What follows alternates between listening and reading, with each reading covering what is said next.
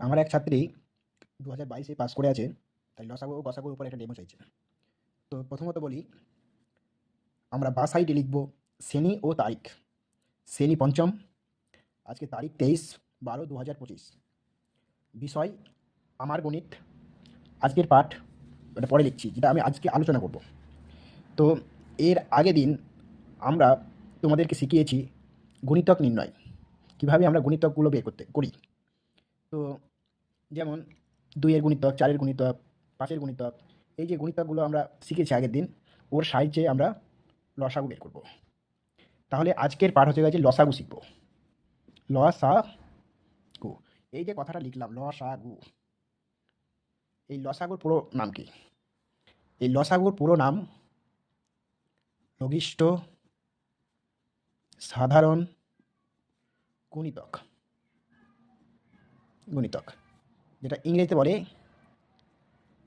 List common multiple, অর্থাৎ সংক্ষেপে LCM। তা লিস্ট কমন মাল্টিপল, যার বাংলা হচ্ছে লঘিষ্ঠ সাধারণ গুণিতক। লঘিষ্ঠ মানে কি? লঘিষ্ঠ মানে ছোট গুণিতক। আমরা লসাগু একটা সংখ্যার বের করা হয় না, লসাগু কয়েকটা সংখ্যার বের করতে হয়, একের অধিক, সেটা 2, 3, 4 এরকম সংখ্যার আমরা লসাগু বের করি। তা লসাগু বের করার বিভিন্ন পদ্ধতি আছে, তার মধ্যে আমরা প্রথম পদ্ধতিটা নিয়ে আলোচনা করছি। প্রথম পদ্ধতি কি? যেটা এখন বললাম, প্রথম পদ্ধতি, অর্থাৎ গুণিতকের সাহায্যে।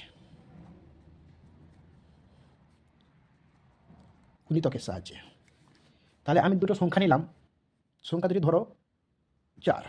তাহলে তোমরা এর আগের দিন তো আমি গুণিতক শিখেছি, বলো তো 4-এর গুণিতক কি? 4-এর গুণিতক, বাহ, ভেরি গুড। 4-এর গুণিতক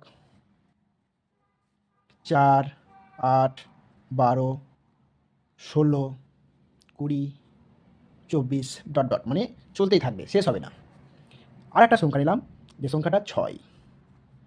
তো বলো তো 6-এর গুণিতক, এই চিহ্নগুলো মানে আমি এই উপরের লেখাগুলো আবার লিখছি, 6, 12, 18, 24, 30 ইত্যাদি।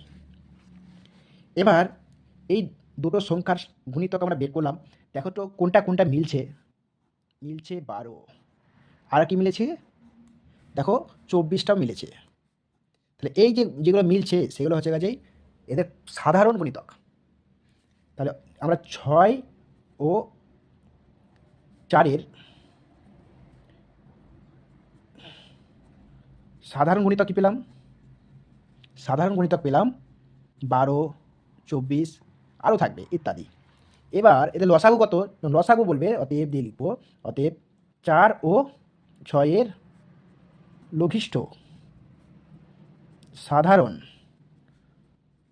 গুণিতক।